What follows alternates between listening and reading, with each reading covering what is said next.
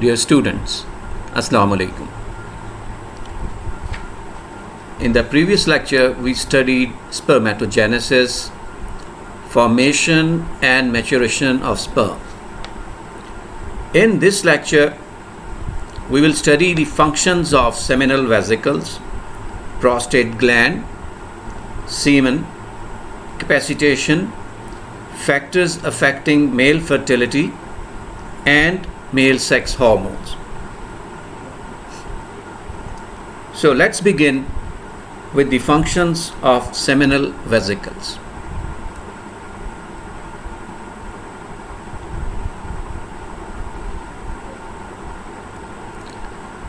Each seminal vesicle is a tortuous loculated tube lined with a secretory epithelium.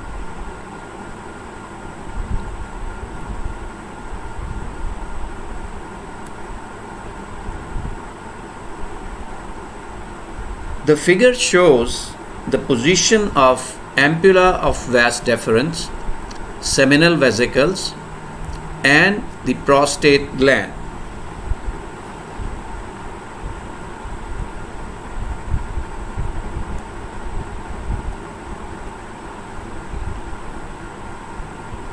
Function of seminal vesicles. Seminal vesicles secrete a mucoid material containing an abundance of fructose, citric acid, prostaglandins, and fibrinogen.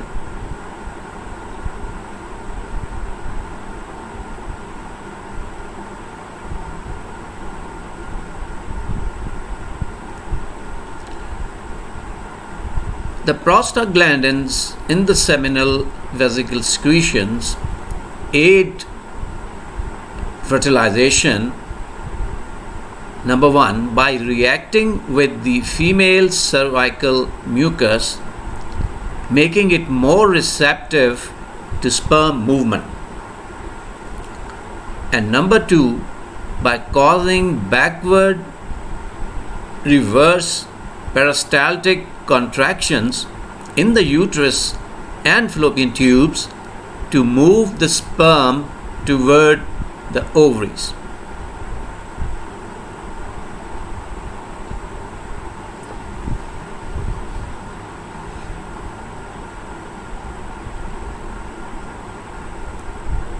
The prostate gland.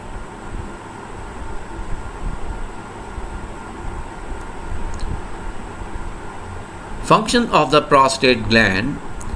The prostate gland secretes a thin milky fluid that contains calcium, citrate ion, phosphate ions, clotting enzyme, and profibrinolysin.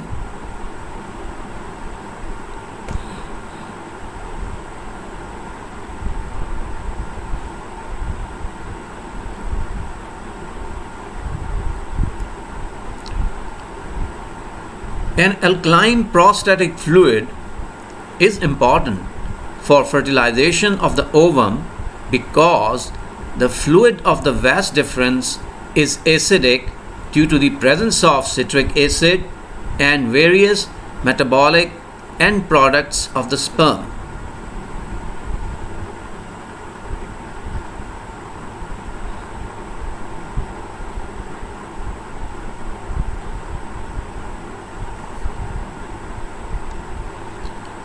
Sperm do not become optimally motile until the pH of the surrounding fluids rises to about 6 to 6.5. This slightly alkaline prostatic fluid helps to neutralize the acidity of the seminal fluids.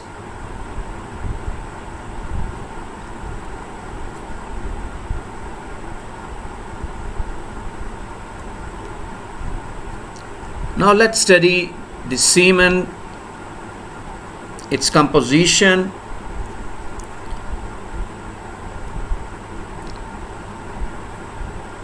Semen is composed of the fluid and sperm from the vas deferens, making about 10% of the total.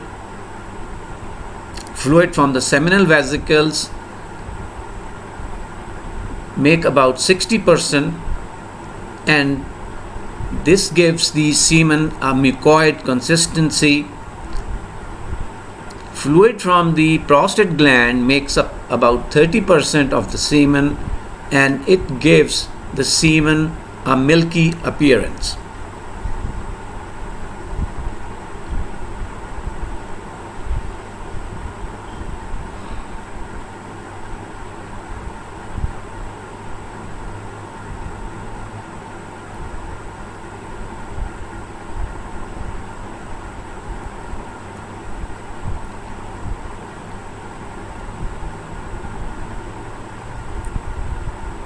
This table shows the composition of semen. The color is white and opalescent. Specific gravity is 1.028 and pH ranges from 7.35 to 7.5. The average sperm count is around 100 millions per milliliter.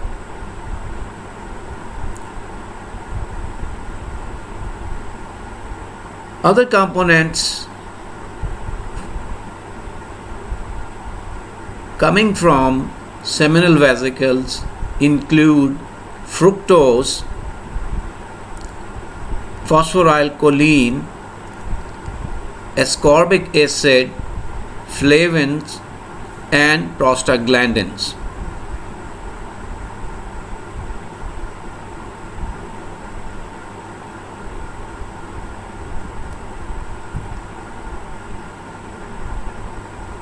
Components contributed by prostatic secretions include citric acid, cholesterol, phospholipids, fibrinolysin, zinc, and acid phosphatase, while phosphate and bicarbonate act as buffers in the semen.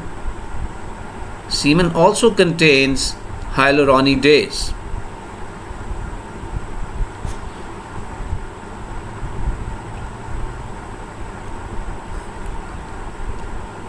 A clotting enzyme from the prostatic fluid causes the fibrinogen of the seminal vesicle fluid to form a weak fibrin coagulum that holds the semen in the deep regions of female reproductive tract.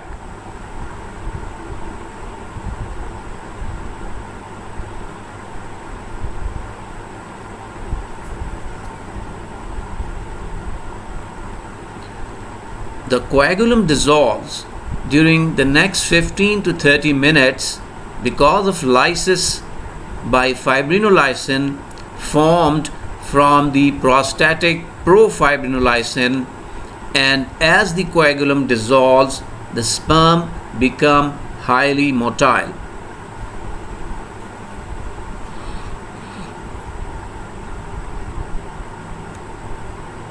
Capacitation of spermatozoa.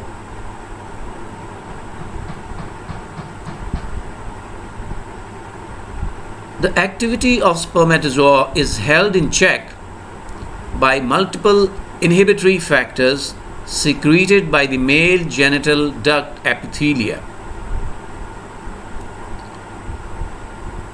On coming in contact with the fluids of the female genital tract, multiple changes occur that activate the sperm for the final processes of fertilization.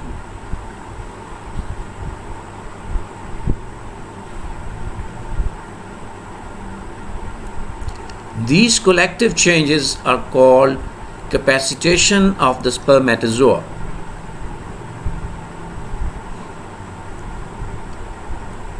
These changes include: number one, the washing away of the various inhibitory factors which are present in the uterine and fallopian tube fluids and which suppress sperm activity in the male genital ducts. So washing away of the various inhibitory factors is the first change.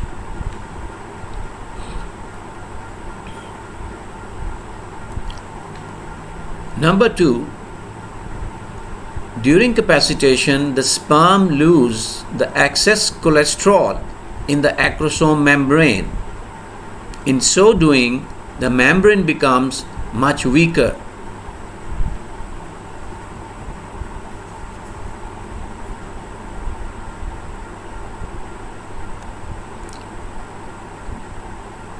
The third change is the membrane of the sperm also becomes much more permeable to calcium ions. These calcium ions now enter the sperm and change the activity of the flagellum. The calcium ions also cause changes in the acrosomal membrane to release its enzymes.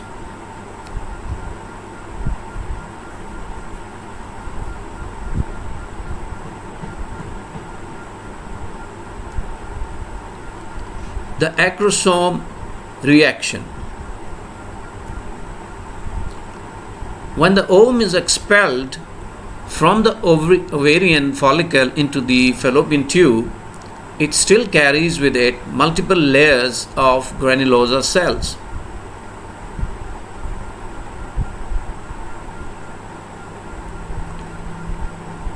Before a sperm can fertilize the ovum, it must dissolute the granulosa cell layers and it must penetrate through the thick covering of the ovum itself, the zona pellucida.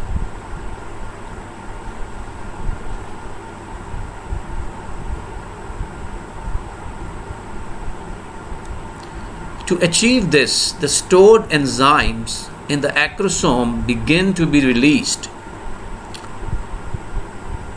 Hyaluronidase depolymerizes the intercellular cement that holds the ovarian granulosa cells together, and the proteolytic enzymes digest proteins in the tissue cells attached to the ovum.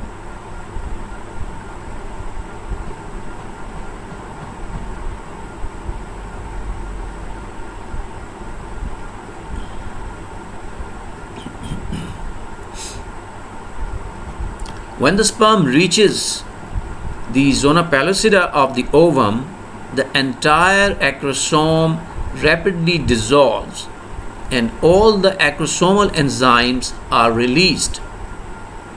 These enzymes open a penetrating pathway for passage of the sperm head through the zona pellucida to the inside of the ovum.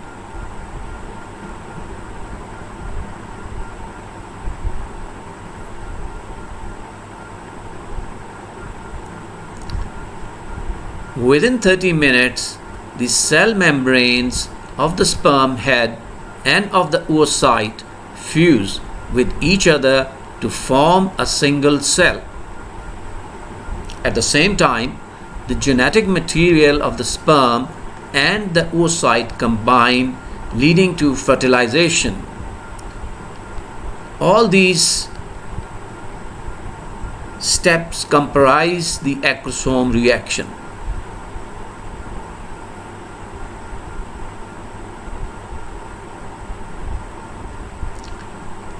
Now moving on to factors that affect male fertility. Diseases. The seminiferous tubular epithelium can be destroyed by a number of diseases like bilateral orchitis, which is inflammation of the testes resulting from mumps, which is a very common viral disease. This leads to degenerate tubular epithelia.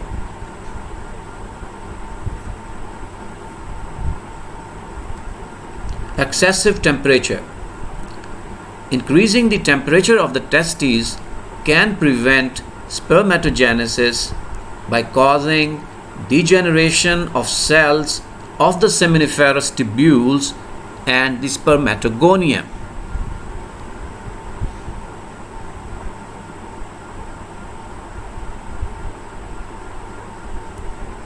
Cryptorchidism. Cryptorchidism means failure of a testis to descend from the abdomen into the scrotum at or near the time of birth of a fetus. A testis that remains throughout life in the abdominal cavity is incapable of forming sperm.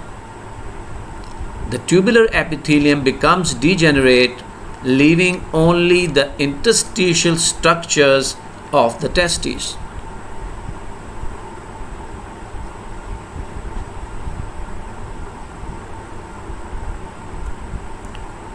Low sperm count. The normal count is 120 million per milliliter. When the number of sperm falls below about 20 million per milliliter, the person is likely to be infertile.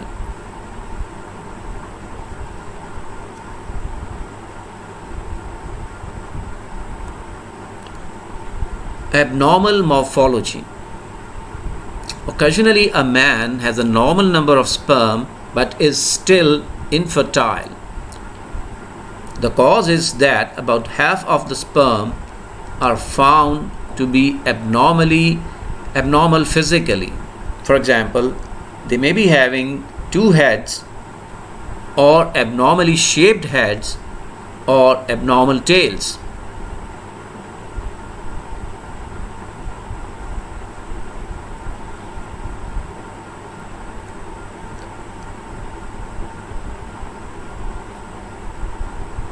Have a look at this figure, which shows the abnormal shapes and sizes of the sperm.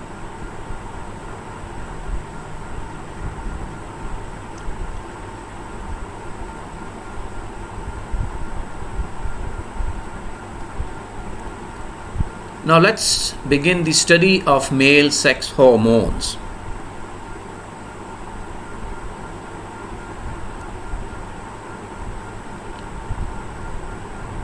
The testes secrete several male sex hormones, collectively called androgens. These include testosterone, dihydrotestosterone, androstenedione. In the testes, testosterone is secreted by the interstitial cells of Leydig.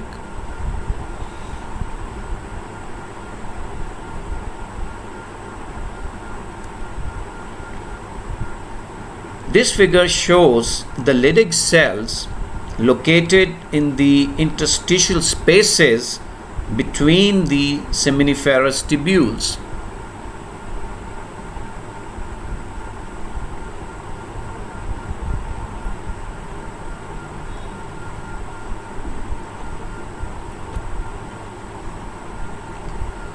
Leydig cells.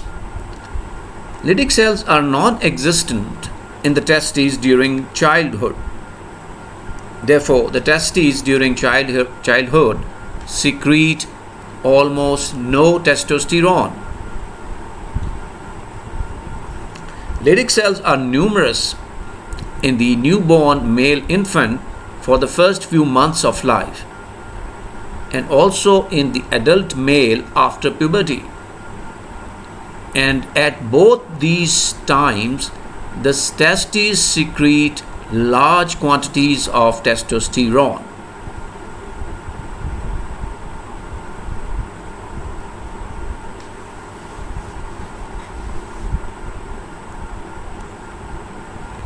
After secretion, testosterone becomes bound loosely with plasma albumin, and majority binds tightly with a beta globulin called sex hormone binding globulin. In the target tissue cells, much of the testosterone is converted to dihydrotestosterone.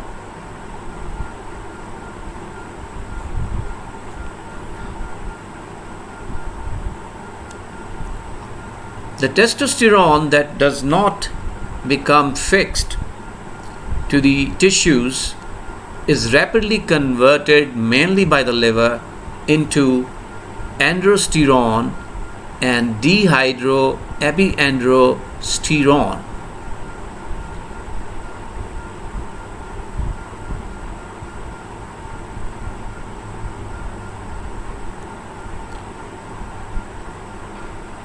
And these products are further conjugated as glucuronides or sulfates and excreted into the gut by way of the liver bile or into the urine through the kidneys.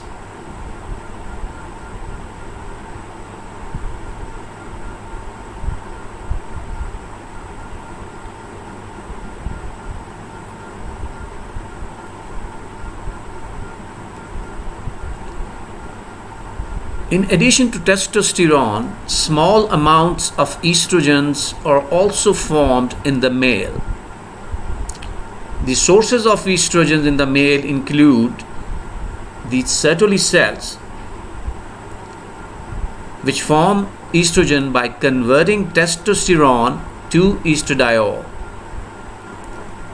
The other source of estrogens in the male is liver, in which estrogen is formed from testosterone and androstenediol. Remember, estrogen is important for the later stages of spermatogenesis in the male.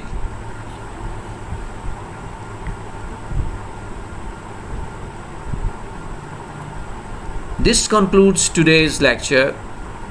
We will continue with the male sex hormones in the next lecture.